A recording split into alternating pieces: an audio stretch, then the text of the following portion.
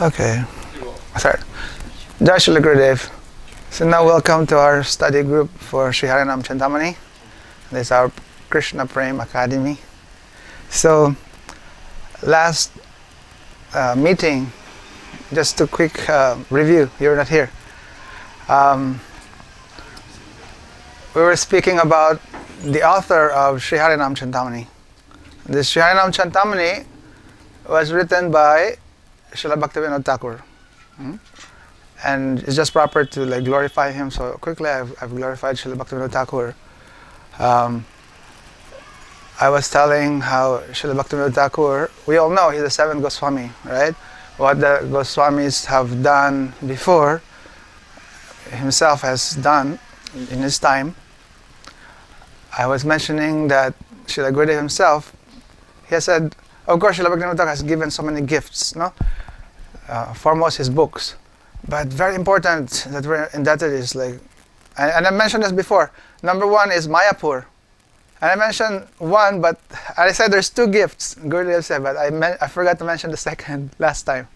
So he has discovered Mahaprabhu's birthplace, Mayapur. And second is he has given his son, Srila Bhaktisiddhanta Saraswati Thakur, who has actually spread the glories of Mayapur. And he has arranged that the whole world will understand the glory of Mayapur. So, briefly we were discussing how also Sri Caitanya Mahaprabhu, his way of teaching to the world is he's using his associates. So, to teach about and I was speaking about in our philosophy, mainly you can classify it into three divisions. Who knows? You know? Sambandha, Avideya, and Prayojan. So Sambandha means everything about understanding who you are, what is this world, who is God, what is our relationship. All about relationship. Sambandha means relationship. So, Sambandha. So, especially Srila Sanatana Goswami, Mahaprabhu has brought these teachings on Sambandha, very nicely. So that's why Sanatana Goswami is a Sambandha Acharya. We were mentioning that last time. And then, Avideya. Avideya means? Process or activities, activities. So you understand who you are. What is your relationship with God? What is this world? What's your relationship with this world? Like this. So what are you going to do? So what's your activities? What is the process? So our process is what? Bhakti. So that's Avideya. So this whole teaching on Bhakti, really we learn from, fully, we learn from who? Our Avideya Acharya, Rupa Goswami. Rupa Goswami. So then Prayojan. For Mahaprabhu specifically, he has utilized many devotees, but most especially, Rai Ramananda. In Rai Ramananda Sambad, then you can see how Mahaprabhu is showing his standard on what is Prayojan. But especially for us, followers of Rupa Goswami, we say our Prayojan Acharya is who? Raghunatha Goswami. And why is that? Because in his life you can see clearly what is the goal, what is the highest perfection a jiva like us can attain. So in his life you can see how he how he progressed and reached that stage, as an example of to be a follower of Rupa Goswami. So Prayojan means the goal. The goal. Okay, so now in this Sri Harinama Cintamani, Mahaprabhu, he has utilized one of his dear associate. Who is that? Sri Haridas Thakur. Haridas Thakur is Mahaprabhu himself. He proclaimed him as the Namacharya. He's a teacher of the holy name. And so, in this Sri Harinama Cintamani, this is actually a conversation I was mentioning last time. It's a conversation of Haridas Thakur and Mahaprabhu. Mainly, there's only two characters in this book. So, and here you'll find like how Haridas Thakur is actually preaching, how he's teaching the like tattva on Harinam, the glories of Harinam, and also like how to chant Harinam, like everything about Harinam. So especially for us, we are aspiring practitioners of bhakti. So very important to study this book, to understand this book. So our discussions will be there to inspire, and we have like online viewers also. We're inspiring them to read this book. Now, our meeting will only be like I'm trying to make it as short as possible, so it will be just as like as digestible. Like we'll highlight a few lessons every time from Harinama Cintamani. But what I wanted from the very beginning is first we appreciate like the author, like Bhaktivinoda Thakur. We all know his pranam mantra, no? So like we're also requesting like our listeners, very important, we memorize his pranam mantra.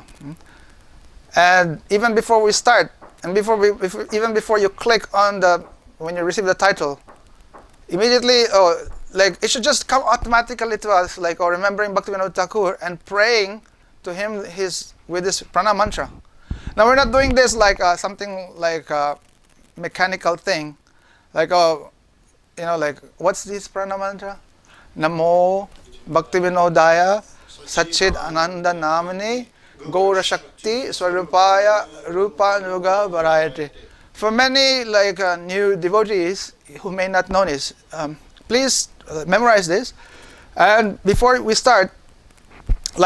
start, I pray on this. And like also I request you you remember this pranam mantra. Now, when we say pranam, exactly pranam means you are offering obeisances. You're trying to offer yourself completely free from the false ego. That's actually what the word namaha means.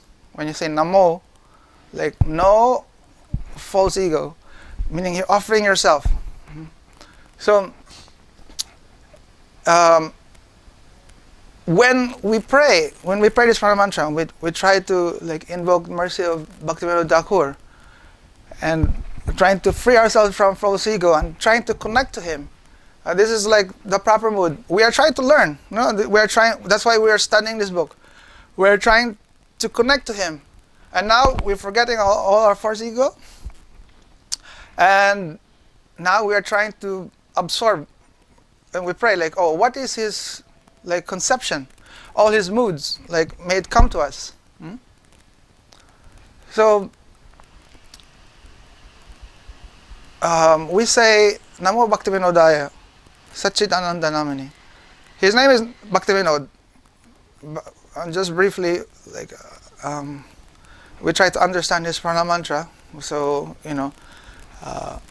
when we pray, also while we're studying this book, when you pray, then later on, so much like relationship and more feeling, more realization when you chant this pranam mantra, because now you're beginning to absorb some of his like conceptions. You're understanding his glories, and then now this pranam mantra becomes more and more meaningful to you. So, like for example, when you say Namo Bhaktivinodaya Satchit Ananda Namani, his name is Bhaktivinod. The word Bhaktivinod, Vinod, who knows what the meaning of Vinod? Now, take note, we're not studying here to become like Sanskrit, like scholars, like, okay, we're coming here in Krishna Prema Academy, not like, okay, we're learning all the Sanskrit terms and everything, to become, oh, like later on I'll be famous, I'll be known to be very learned, like learned scholars. That will come automatically, like all these things, but that is not our concern. We want to absorb like the moods of our Guru Varga. And so, like we study this Harinama Cintamani. This is a gift by Srila Bhaktivinoda Thakur. So now we're chanting his pranam mantra. We're praying that our heart will be one with his. And we truly understand what is the meaning of Harinam Cintamani. So, when we say Bhakti Vinod, Vinod means pleasure, delight. Bhakti is actually very pleasurable. And really, this is the only thing that makes everyone happy. That's why Bhakti is called what? Ladini Shakti. Ladini means pleasure potency. If you want to make Krishna happy, the only way to make him happy really is by Bhakti. And unless you're doing Bhakti, you will never be happy also. Like the whole world, they try to become really happy. They engage in so many ways, but they're never happy. Why? Because they're not doing Bhakti. And unless they understand and they're doing Bhakti, then really that's the only really be happy. So Bhakti Vinod, he is that personality who is distributing this Bhakti and making everyone happy. Bhakti Vinod. He himself is Satchit Ananda. When you say Satchit Ananda, you know the meaning? Sat means existence. Existence. So when you say existence, that means eternal. God is eternal. And as well as his Shakti, like the whole like spiritual world, all his associates, they're all eternal. They're Sat. Now we also exist, but our existence here is like a perverted reflection of a real existence. So now, although we are eternal, we know we're a spirit soul. We're eternal. But then, or some people, they don't even know that. So although they're eternal, but they're always like in anxiety. Like, oh, anytime I will die, I could die, like that. So, anyway, Sat, Chit means knowledge. Knowledge meaning not this knowledge in this material world, which is like full of ignorance. Knowledge meaning you fully knowing sambandha, fully knowing your identity, fully knowing your relationship with the eternal world. Krishna, Bhagavan, and all his eternal associates, they have full knowledge. Sat, Chit, and Ananda. Ananda means like bliss, like happiness. So God and all his associates, they are Satchit Ananda. And this function of Sat, Chit, Ananda, this is actually the swarup of, this is the function. Like Krishna Shakti has three functions. What is that? Samvit, Samvit, Sandini, Samvit, and Ladini. That corresponds to the Satchit and Ananda. Like Krishna Shakti manifests existence. Krishna Shakti manifests knowledge. Krishna Shakti manifests happiness. Satchit Ananda. So, Bhaktivinoda Thakur, he himself is Satchit Ananda. He is from that world, he's directly Satchit Ananda. And in this world, he is making everyone, he's opening, the path towards that world also. He's welcoming everyone. So he himself is a medium of this Swarup Shakti. So that's why we're glorifying him as Gora Shakti Swarup. He himself is the very Swarup, the personality of Gora Shakti. Gora Shakti, now I want to take this opportunity to glorify Mahaprabhu, because Mahaprabhu also, he's one of the main characters. I think in the next meeting we'll glorify Haridas Thakur. Now before we start, this book, like any like study of the book, they glorify, or they give description of the characters. So Bhaktivinoda Thakur himself, he said that, okay, from the very beginning of the book, in his introduction, he said, only those who have faith in Mahaprabhu, only those who have faith in Harinam and in the process of bhakti, they are qualified to understand the book. That means if you have no faith in Mahaprabhu, or you don't have faith in Harinam or bhakti, he said, like, no need to read this book, you will not understand. Like that. And he himself has written, he said that, that's why I'm not writing like any way to try to prove myself to you. And I'm not writing any like Sanskrit shlokas or anything. He said, because I'm not interested also like all those people who are finding faults and making like debate and trying to like debate with them. So I'm just directly telling what I want to say. And this is written for those who already have faith. Like that. So this Harinama Cintamani are actually written for those who have faith. And he said, like, if you don't have faith, don't read this book. You won't understand this. So now it's very important that from the very beginning we have the proper understanding. Who is Sri Caitanya Mahaprabhu? Who is Sri Caitanya Mahaprabhu? Because a lot of people also, they may be in this line and they may have connection to Gaudiya, to this parampara of Mahaprabhu, but they also have not fully like understood, like, who is Mahaprabhu? What is the speciality of Mahaprabhu? Because we say Mahaprabhu, he's not an avatar. He's not just an avatar. He is Krishna himself. When we talk of Krishna, he is the avatari. He is the source of all the avatars. So Krishna is Shaktiman. He is the possessor of power. And Shaktiman has Shakti.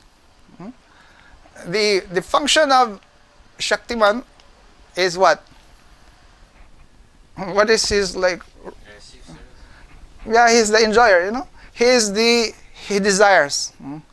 He is completely like independent, and that is his natural dharma to desire. Actually, this is the function of Shaktiman. He desires and his complete like independence. Now, Shakti's function is what? Fulfilling the desire of Shaktiman. So, the very personification of Krishna's Shakti, the original Shakti of Krishna in a personified form, we know is what? Is who? Srimati Radharani. She is Swarup Shakti herself. So, by Rup and by Swarup, we have to understand the difference also of Rup and Swarup. Rup means form. And Swarup means? Like the personality. So, don't like hesitate. So, in the spiritual world, there's really no difference between Rup and Swarup, right? In the material world, there is difference. We say you are not the body. You are not the body. Because by Rup, your body, but you, the person, is not your body. But in the spiritual world, everyone is their body there. So the Rup and the Swarup there is the same. Radharani is the very Rup, and she's the complete Swarup of Krishna Shakti. But of course, like Srimati Radharani, the Shakti has many Swarups. Although they are one, but like she manifests like many ways to provide, service to fulfill the desire of Shaktiman. And actually, she fulfills the desire of Shaktiman and creates more desires like this. So Krishna, we know he's the supreme enjoyer, and in Krishna Lila, he's there. He's showing like how he's the supreme, he's supreme enjoyer. He's the beloved. He's the sweetest. And he comes to this world. We know once in a day of Brahma, he comes as Krishna, directly the avatari Krishna, and it's there like he showcased like, oh, how sweet I am, showing his like four maduris, like this, sweetness and everything, so that people will, when they hear about him, then they'll be in love with him. But when he comes himself, he's not really like distributing like prem directly. So this is why we're telling, okay, he's showing his sweetness, but as far as like he's very becoming like very merciful, that's in the side of Mahaprabhu. Mahaprabhu, we know, is Krishna himself, and we're telling this, we have to realize he's avatari, he's not just an avatar. Now, and Gurudev would always tell us, like, we should understand why Krishna comes to this world, like as Mahaprabhu. Why is that? He wants to become devotee. He wants to taste this, basically. In general, of course, there is three reasons, but basically means he wants to experience this devotee consciousness. There is internal and external. There's internal reasons. And external to internal. There's internal reason and external reasons. But when you say first internal reason, it's these three, okay. But first understand, what is the difference between internal and external? Two internal reasons they related to devotees. Internal means for himself, like something that is directly his desire, like related to himself. Internal. Internal. External meaning that is connected to external world, actually, to others, to the external, to the material world. So the internal reason we know already. What is that? He is the supreme enjoyer, we know. He sees how his devotees, especially Radharani, who is like the highest of all the devotees, he's very Shakti, he's enjoying so much loving him. He's the supreme enjoyer. So now he sees like, oh, he's enjoying so much. My Shakti, enjoying so much. I also want to enjoy that. Actually, when we talk about this, then very clearly in Sri Caitanya Charitamrita, he's telling, like first, Krishna, he wants to understand what is the limit of Radharani's love. When we talk about Lina Shakti, we're talking about that which makes Krishna happy, right? Like bhakti, right? Now, that bhakti in Radharani, that's making Krishna happy, she sees that like it's so high.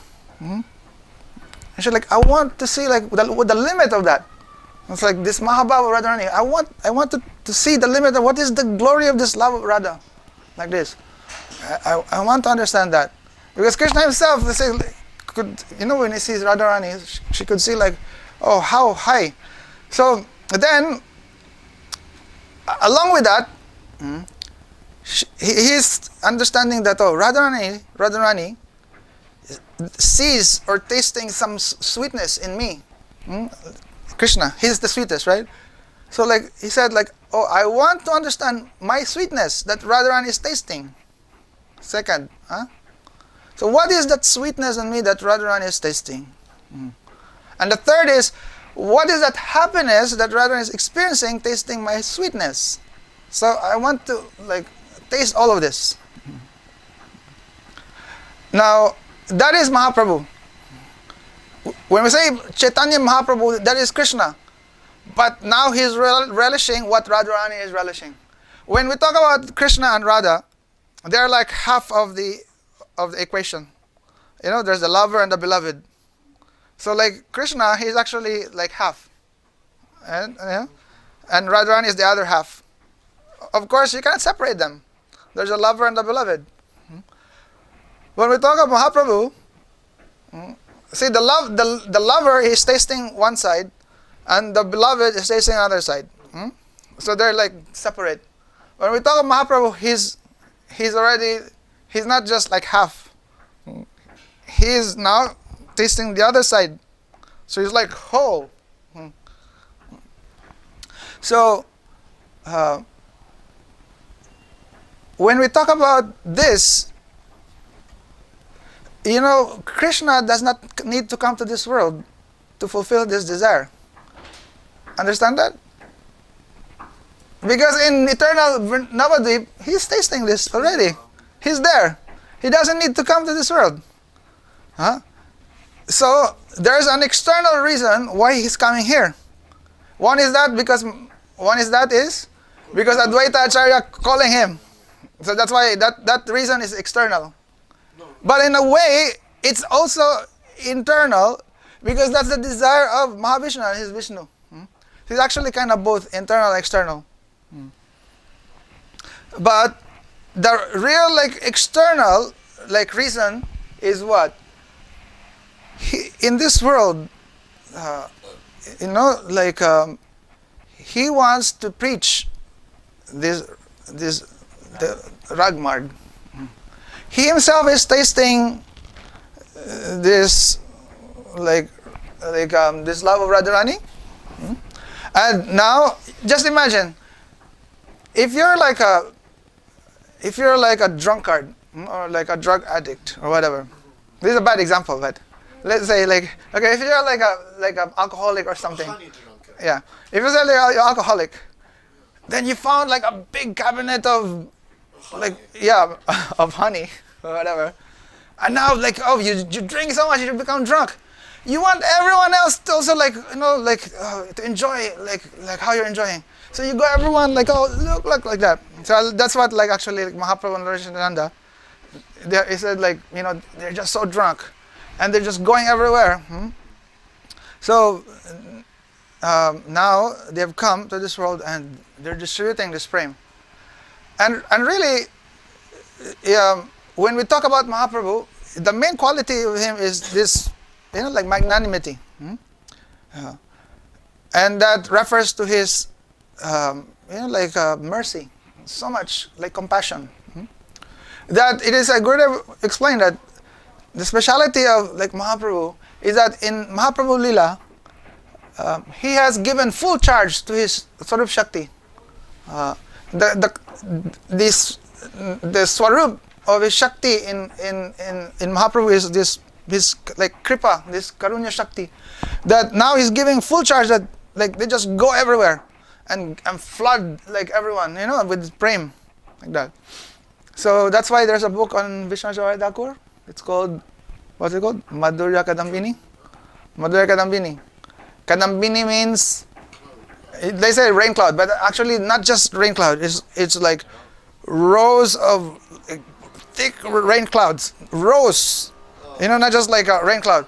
Meaning that particular cloud is so heavy and it brings storms, very heavy showers of, and makes a big flood. And Madhurya means sweetness. So Mahaprabhu is this Madhurya Kadambini, that by his mercy he just brings showers of this sweetness that floods everyone. That it's not like in this world that when you're flood, you'll be suffering and drowning. There, everyone is drowning, but they're so happy and they're just riding in the wave. So Mahaprabhu has come to this world, and directly his Shakti is he's given full autonomy to his Shakti. Start